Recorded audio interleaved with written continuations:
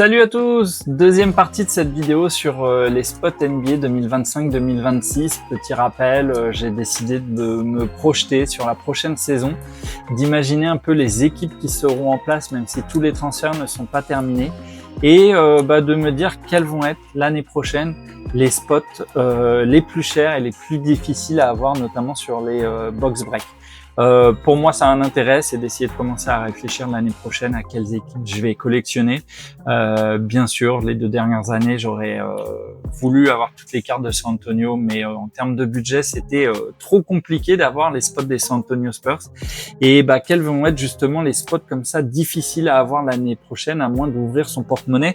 Donc, on avait commencé un petit peu à regarder ensemble avec sur les 15 premières équipes, ces 3 équipes qui, à mon avis, vont valoir cher l'année prochaine. Dallas avec notamment une belle équipe très complète et la présence de Cooper Flag. Les Houston Rockets avec l'arrivée de Kevin Durant qui en fait vraiment un potentiel candidat au titre. Et puis les Lakers, ça reste les Lakers et surtout on a LeBron James et Luka Doncic en termes de cartes. Donc forcément ça attire du monde. On continue, on s'était arrêté à Memphis, on passe à Miami. Miami, pas de gros changements, toujours 2 gros stars qui sont Bam Adebayo et Tyler Herro. Une équipe aussi où moi je place beaucoup d'espoir dans ce rookie de l'année dernière, donc dans sa 2e année cette saison, mais qui a fait une très très belle saison, je trouve en tout cas, qui a été très prometteur.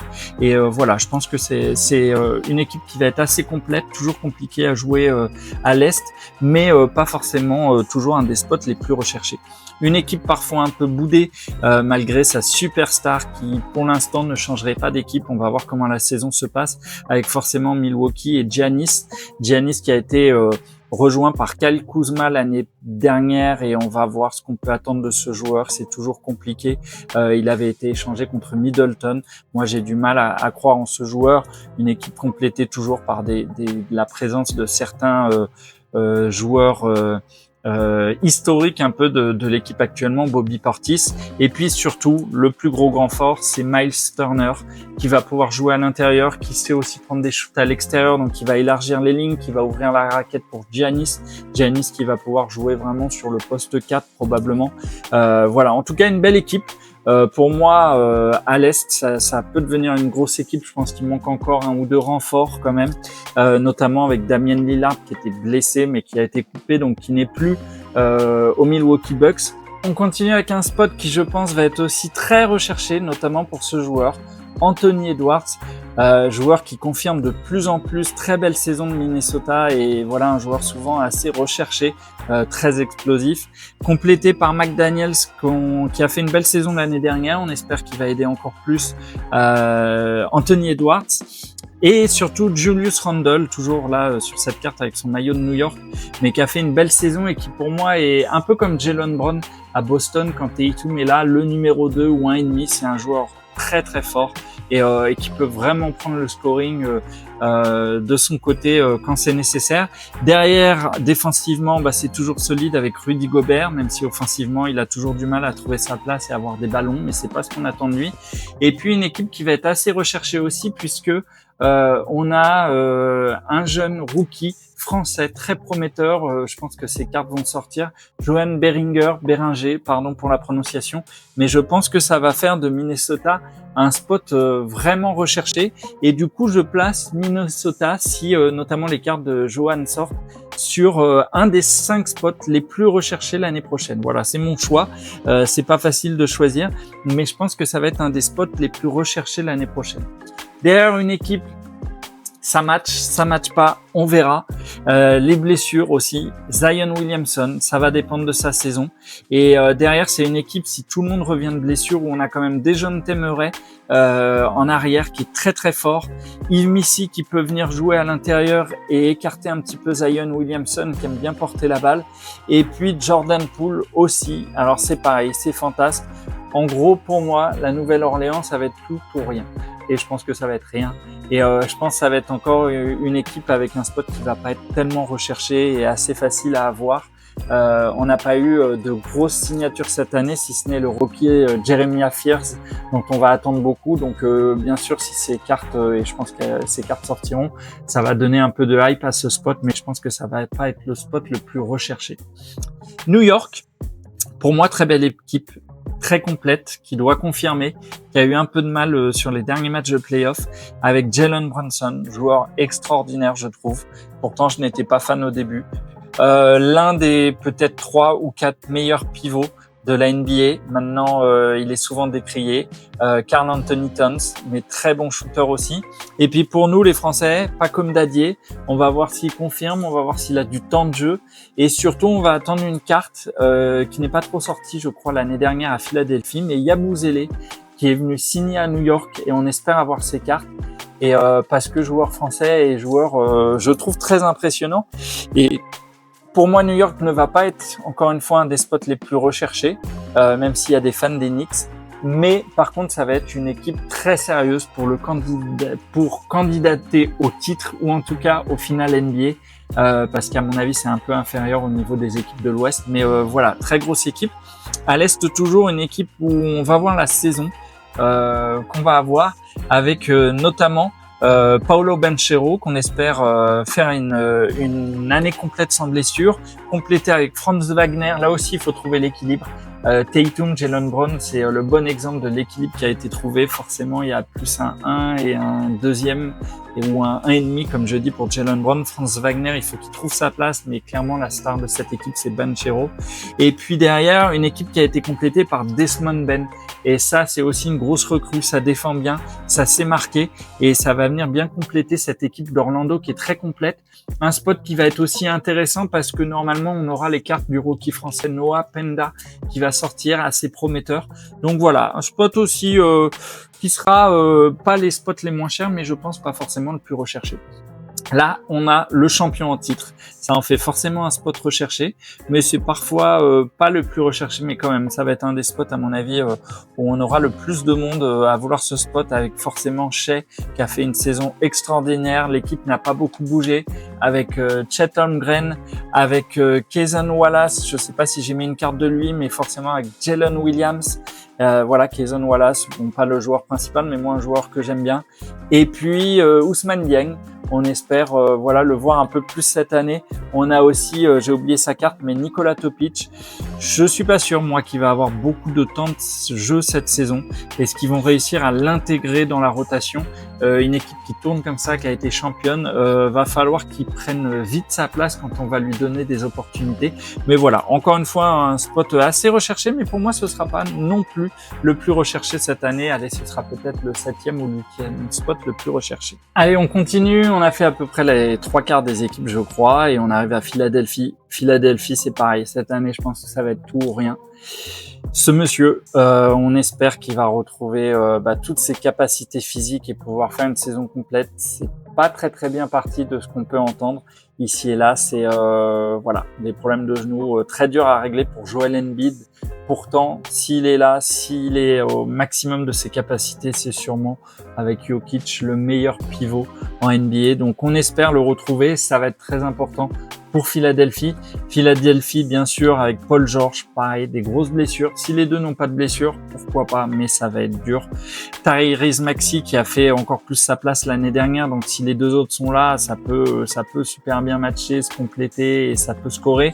Jared McCain qui avait fait un très bon début de saison rookie avant de se blesser. On espère que il va pouvoir être là lui aussi pour venir compléter cette équipe. Et puis un rookie dont on attend beaucoup, Edgecombe, qui a été drafté par Philadelphie et qui va faire quand même que Philadelphie va être peut-être un spot un peu comme cette année avec Jared McCain, mais recherché pour avoir les cartes de Edgecombe et trouver des belles cartes de ce joueur. Mais bon, franchement pas un des spots les plus recherchés comme celui-ci.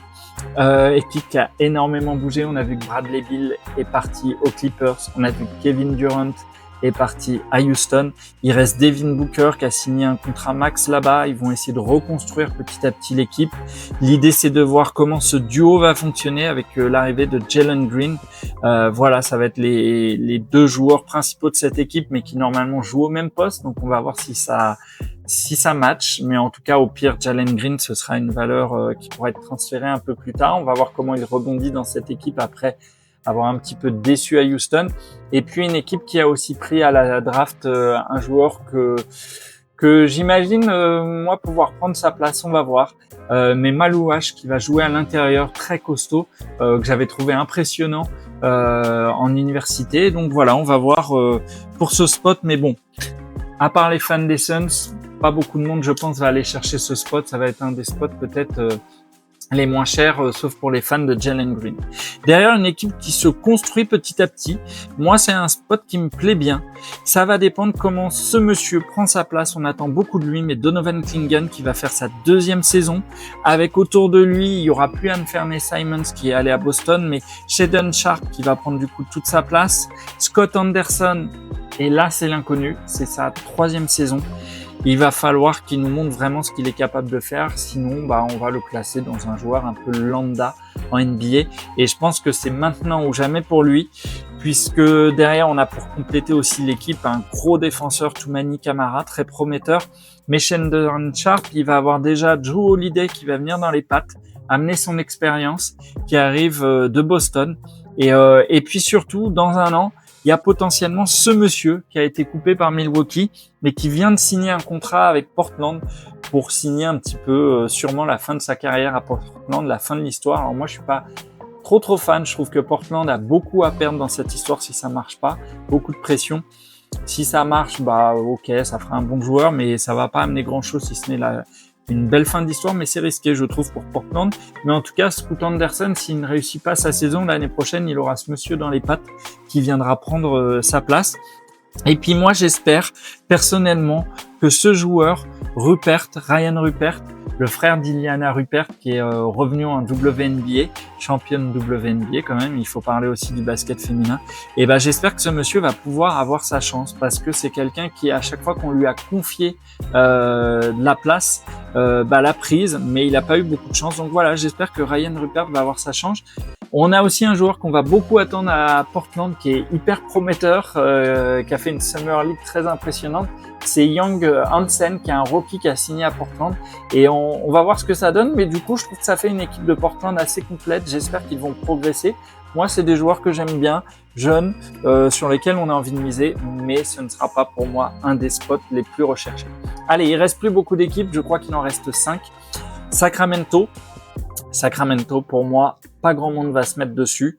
Domantas Sabonis, qui est englué là-bas, qui doit se dire, mais il faut que j'aille signer dans une équipe où je vais pouvoir aider à jouer le titre. DeMar DeRozan, qui était arrivé de Chicago, qui est un très bon joueur, mais quand même vieillissant. Avec Zach LaVine qui est venu le rejoindre, ça marchait pas trop à Chicago. Je vois pas pourquoi ça marcherait aux Kings. Voilà pour ces joueurs. Et puis un Français, rookie, qui rejoint cette équipe, Maxime Renaud, mais qui a été drafté au 2e tour. Je suis pas sûr que ses cartes vont sortir dès le début. Ces cartes rookie, on va voir, mais c'est un joueur qui offensivement peut apporter, qui à Sacramento va sûrement avoir sa chance parce qu'il n'y a pas grand monde. Voilà, une équipe difficile. Pour moi, peut-être le spot le moins cher avec Brooklyn, si toujours personne ne veut de Brooklyn, mais on sait jamais, les rookies de Brooklyn, ça peut être assez prometteur. San Antonio, voilà, San Antonio, c'était le spot le plus recherché il y a 2 ans avec Wemby. C'était le spot le plus recherché l'année dernière avec notamment Wemby et Stephen Castle. San Antonio aussi, on a un historique en France avec San Antonio qui nous plaît.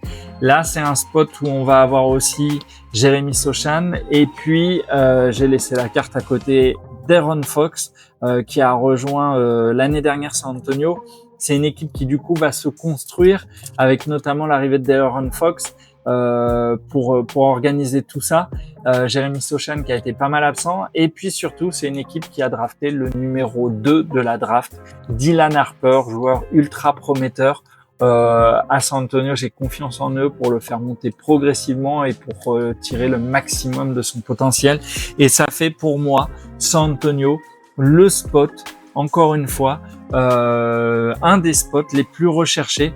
Et voilà, pour moi il reste 2 spots, mais les équipes qui vont être le plus recherchées cette année, on va les trier après. On va terminer. Il reste Toronto, Toronto, une équipe qu'on aime bien, que j'aime bien, Scottie Barnes, absent pas mal la saison dernière. On espère que Toronto va continuer à se construire avec l'émergence encore un peu plus de Grady Dick. Il faut qu'il confirme, c'est sa 3e saison, il faut qu'il prenne de plus en plus de place. R.J. Barrett aussi, super joueur, on parle peut-être de lui pour un transfert, on va voir ce que ça donne. Et puis Brandon Ingram qui les a rejoints, qui n'a pas pu jouer, je crois, l'année dernière. Ça a fait quand même un 5 assez complet, mais faut que ça matche et ça va être assez compliqué. Donc Toronto, pas trop recherché. Il nous reste, j'ai dit 3 spots. Utah, Lauri Markkanen, super joueur, un très très bon joueur, mais Utah c'est assez compliqué. Alors est-ce que ce monsieur va faire une grosse 2e saison? On place beaucoup d'espoir en lui. Ça pourrait aider vraiment Lauri Markkanen. Puis moi, un joueur que j'aime bien, Keyonte George, mais qui a du mal à confirmer. Puis cette équipe qui a drafté un des joueurs qui aurait pu être allé dans les 3 premiers choix de la draft, je crois qu'ils l'ont pris en 5e, c'est Ace Bailey. Joueur avec un gros caractère, qui avait peut-être pas forcément envie d'aller jouer à Utah. C'est peut-être pas l'équipe dont on rêve le plus au début. Maintenant, on va voir. C'est un joueur qui est extrêmement prometteur. Je pense que ses cartes vont être recherchées. Ça va dépendre de son début de saison. Donc, ça va faire quand même quelques personnes qui vont aller chercher le spot de Utah. On dit souvent Utah, ça tombe bien. Donc, pas mal de gens prennent Utah. Et puis pour moi, un spot qui va être quand même pas mal recherché parce qu'on a nos Français. Alexandre Sarr, qui sera plus en rookie. Forcément Bilal Koulibaly, 3e saison, mais joueur assez recherché par les Français. Derrière, CJ McCollum qui les a rejoints, qui a été échangé, je crois, avec Jordan Poole à la Nouvelle-Orléans. Voilà, joueur d'expérience, joueur assez sérieux, qui s'est jamais épanoui aux Pelicans, on va dire. On a Chris Middleton aussi, qui apporte toute son expérience dans cette équipe en espérant qu'il ne soit pas trop blessé, une équipe qui se construit et puis qui a eu un bon tour de draft avec Trey Johnson, un jeune joueur très prometteur. Après, on va voir ce que ça donne dans le temps, mais une carte rookie qui va être assez recherchée. Et du coup, ça a fait pour moi du spot de Washington, un spot aussi assez recherché. Donc, voilà pour les 5 équipes qui pour moi vont être les plus recherchées. Si on devait faire un classement, je pense que Minnesota sera le moins recherché. Je pense que Houston n'est pas un des spots les plus aimés. Donc je pense que ça va se jouer entre ces 3 équipes. Je pense que l'amour en France pour les Spurs va faire que cette équipe va être la plus recherchée. Avec ensuite les cartes de Cooper Flag. Faut voir si vraiment tout le monde veut les cartes de Cooper Flag. Ça peut être le premier spot. Et puis les Lakers. Derrière, je vous l'ai dit, je pense qu'un spot assez recherché, ça peut être New York. Mais je pense que les spots, les 7 et 8, c'est Atlanta. Alors là, c'est peut-être le cœur qui parle un petit peu, mais il y a Rizaché, une belle équipe. Et puis Washington, avec un bon rookie et 2 Français. Je pense que pour moi, ça va être 2 spots aussi assez recherchés. Et puis allez, je me lance. Comme on est dans les pronostics, on est loin encore, mais je vais essayer de pronostiquer une finale NBA. Pour moi, je pense que ça va être Denver, ultra complet, très difficile à jouer, même si Oklahoma va sûrement confirmer, mais je pense que Denver sera trop costaud, sauf si Jokic est blessé ou avait un problème. Mais Denver est trop complet, donc Denver en finale. Contre à l'Est, ça va être très disputé, mais j'espère que New York va pouvoir atteindre les finales et confirmer ses bonnes saisons. Et je pense que ce sera Denver, champion en titre, avec Nikola Jokic en MVP. Voilà pour les pronostics. Dites-moi vous, j'attends vos pronostics en commentaire. J'attends que vous me disiez si vous êtes d'accord sur ce top 5. On n'y est pas encore, hein. Je me projette, j'essaye pour me faire patienter. Ça va être frustrant parce que la saison va débuter, les cartes ne sortiront pas. Mais voilà, j'essaye de me projeter. Dites-moi ce que vous en pensez. Et puis, vidéo un peu longue, en 2 parties. N'hésitez pas à me laisser un petit pouce bleu si ça vous a plu. Ça me ferait plaisir. Et puis voilà, on va patienter cet été, le début de saison prochaine. Et on espère avoir ces cartes très vite. Allez, salut, à bientôt.